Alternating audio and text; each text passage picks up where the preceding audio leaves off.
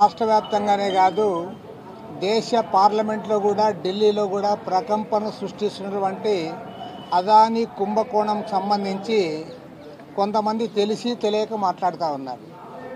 దురదృష్టం ఏమంటే ఇవాళ ఏదో అక్కడ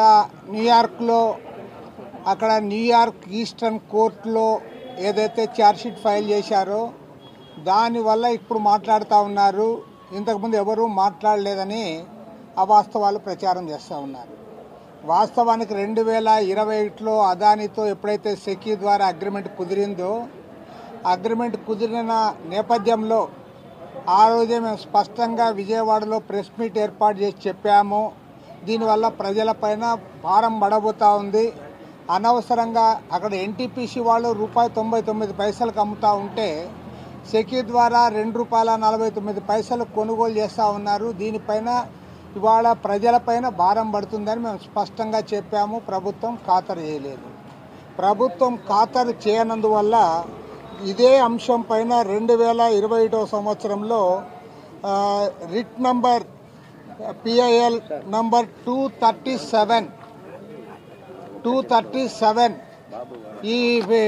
ఈ నంబర్ విషయమై మేము ఆ రోజు స్పష్టంగా హైకోర్టులో పిల్ దాఖలు చేయడం జరిగింది.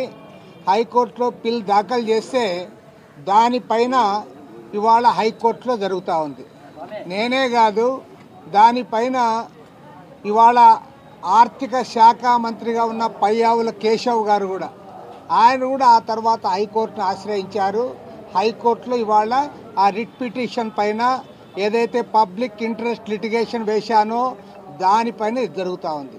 అది జరగడమే కాదు, ఆ తర్వాత 2333 మెగావాట్లకు ఏదైతే అజూర్ పవర్స్ లిమిటెడ్ వారు సెకీ ద్వారా ఒప్పందం చేసుకున్నారో ఆ ఒప్పందం నుంచి వారు స్పష్టంగా హైకోర్టుకు తెలిపారు.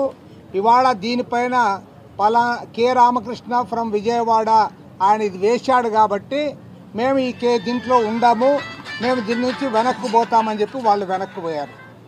ఇవాళ 2333 మెగావాట్ల విద్యుత్ శక్తి కూడా మేమే సప్లై చేస్తామని చెప్పి మళ్ళీ అదాని ముందుకు వచ్చాడు.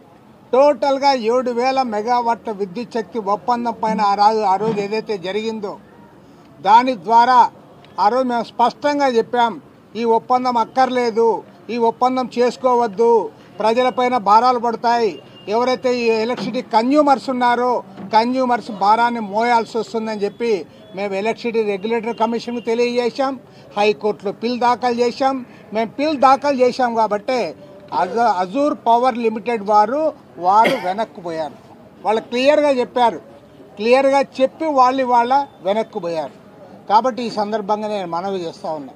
ఈరోజు మాజీ ముఖ్యమంత్రి జగన్మోహన్ రెడ్డి గారు ఆయన చెప్తా ఉన్నాడు నా పేరేం చెప్పలేదని. వాళ్ళు క్లియర్గా చెప్తా ఉన్నారు. అక్కడ చెప్తున్నదేమి, ఆ రోజు ఆంధ్ర రాష్ట్ర ప్రభుత్వములో ఉన్న అధికారులు ముఖ్యమంత్రి 1750 కోట్ల రూపాయల లంచాలు వాళ్ళకి ముట్టాయి అని చెప్తా ఉన్నారు. చాలా క్లియర్గా దానిపైన వారు చెప్తే దానిపైన మీరు మాట్లాడడంలే.